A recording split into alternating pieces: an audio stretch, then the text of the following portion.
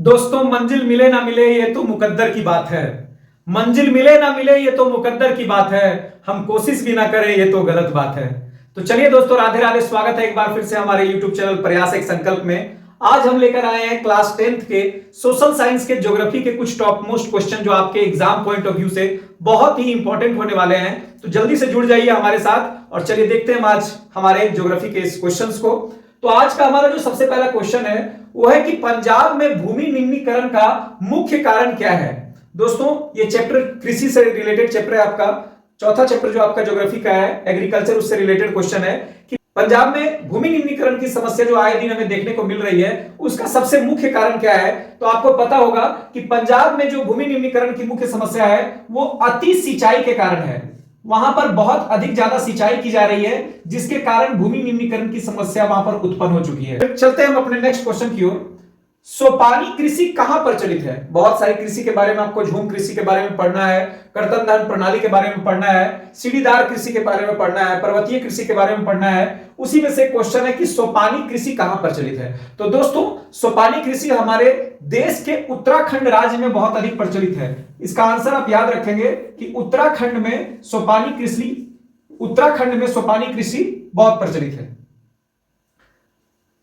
चलते हैं दोस्तों हम अपने नेक्स्ट क्वेश्चन की ओर कि काली मृदा को और किस नाम से जाना जाता है। आपको काली मृदा के बारे में पढ़ाया गया है। ब्लैक सॉइल को और किस नामों से जाना जाता है। ब्लैक सॉइल आपको पता है कि कपास की कृषि के लिए बहुत ही इंपॉर्टेंट होती है, जो हमारे जो डेक्कन प्लेट्यू है, दक्कन के पठार में बहुत ज्यादा मात्रा में पाई जाती है, महाराष्ट्र गुजरात के क्षेत्रों में। तो ये काली मृदा को हम रेंगुर मृदा के नाम से जानते हैं। याद रखेंगे, बहुत इंपॉर्टेंट क्वेश्चन है, बहुत बार आपके एग्जाम में पूछा जा चुका है कि काली मृदा को किस नाम से जानते हैं, तो रेंगुर के नाम से जानते हैं। नेक्स्ट क्वेश्चन हमारा है जल संसाधन से कि देश में बांधों को किसने भारत का मंदिर कहा था। तो दोस्तों, आपको यह पता होगा कि हमारे भारत के प्रथम प्रधानमंत्री पंडित जवाहरलाल नेहरू ने कहा था कि ये जो बांध है, डैम्स है, वो भारत के मंदिर हैं। ठीक है, पंडित जवाहरलाल नेहरू, याद रखेंगे, देश के प्रथम प्रधानमंत्री पंडित जवाहरलाल नेहरू ने कहा था।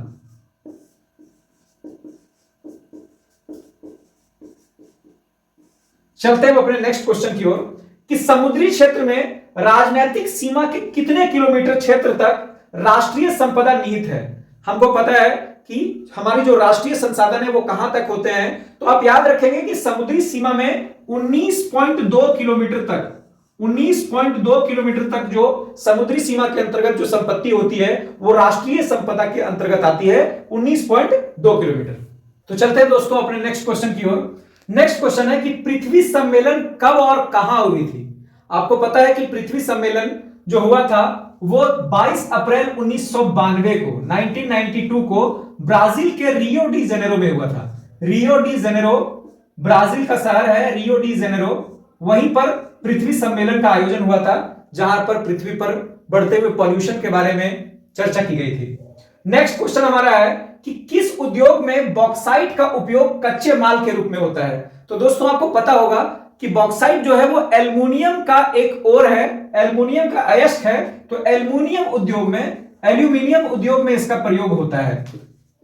कच्चे माल के रूप में एल्युमिनियम उद्योग में बॉक्साइट का प्रयोग किया जाता है।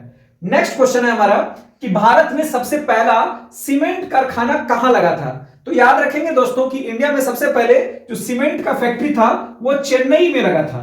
चेन्नई में सबसे पहले सीमेंट उद्योग लगा था, सीमेंट का कारखाना लगा था। नेक्स्ट क्वेश्चन हमारा है कि नेपा नगर किस उद्योग के लिए प्रसिद्ध है। ये बहुत ही वीवीआई क्वेश्चन है आपका।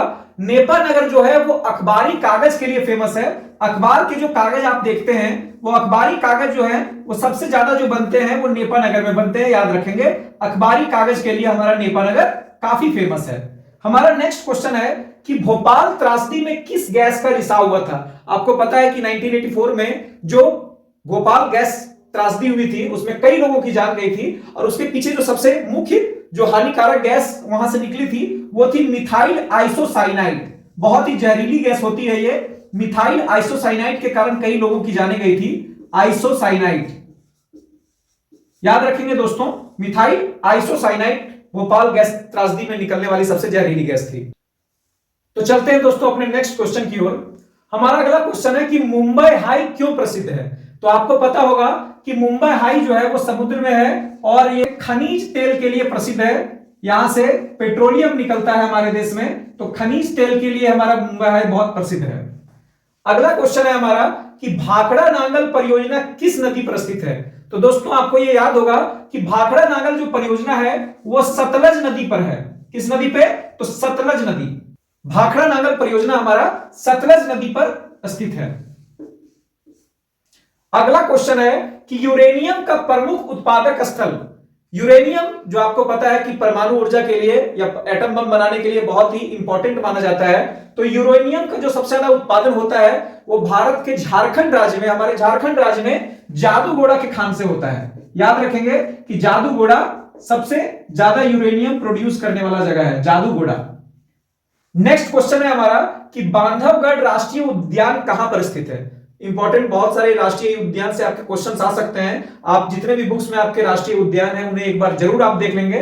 तो बांधवगढ़ राष्ट्रीय उद्यान जो है वो हमारा मध्य प्रदेश में स्थित है। याद रखेंगे सबसे ज्यादा हमारा वन क्षेत्र भी जो है वो मध्य प्रदेश में पाया जाता है, तो मध्य प्रदेश में आपका बांधवगढ़ राष्ट्रीय उद्यान स्थित है।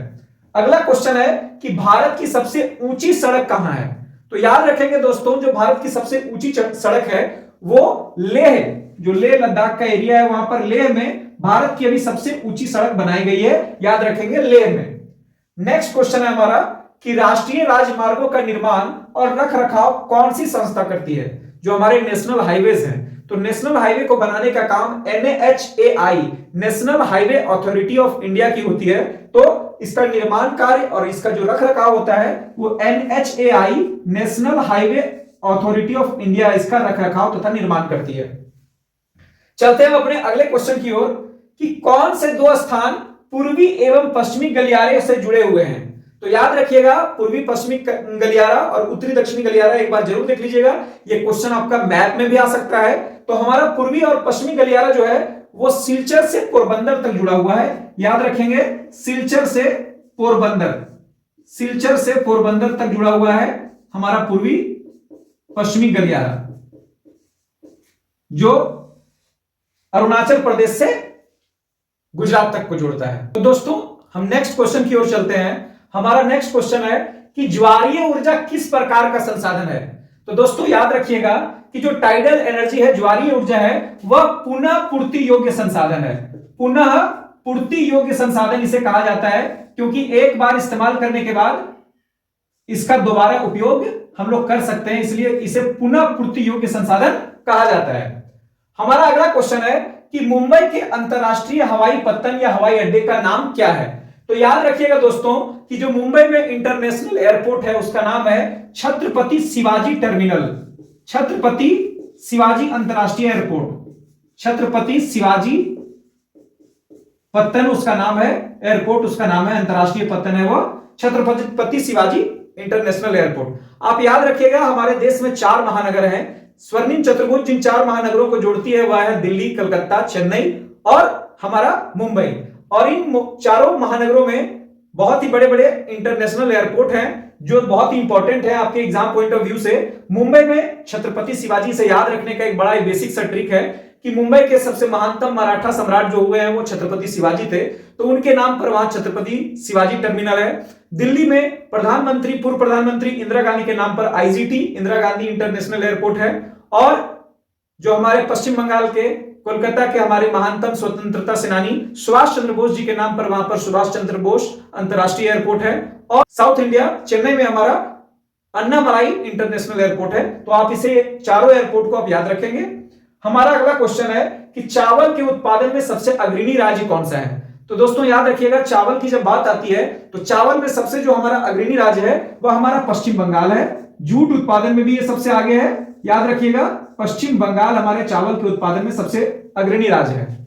तो दोस्तों ये थे हमारे कुछ क्लास 10th के ज्योग्राफी के मोस्ट इंपॉर्टेंट क्वेश्चन ज्योग्राफी के जो आपके एग्जाम में आ सकते हैं। इसे एक बार देख लें। इसके अलावे भी जो क्वेश्चंस आप बनता है आप बनाएं। अगर किसी क्वेश्चन में आपको डाउट है तो हमें कमेंट करके जरूर बोलें। और सब्जेक्टिव क्वेश्चन हम कोशिश करेंगे, जैसा कि बार बार हमारे स्टूडेंट्स का और बच्चों का आ रहा है रिक्वेस्ट कि आप सब्जेक्टिव क्वेश्चन के बारे में भी कुछ बताएं, तो हम कोशिश करेंगे अगले वीडियो में जल्दी से जल्दी आपके लिए सब्जेक्टिव क्वेश्चंस लेकर आए इंपॉर्टेंट जो है।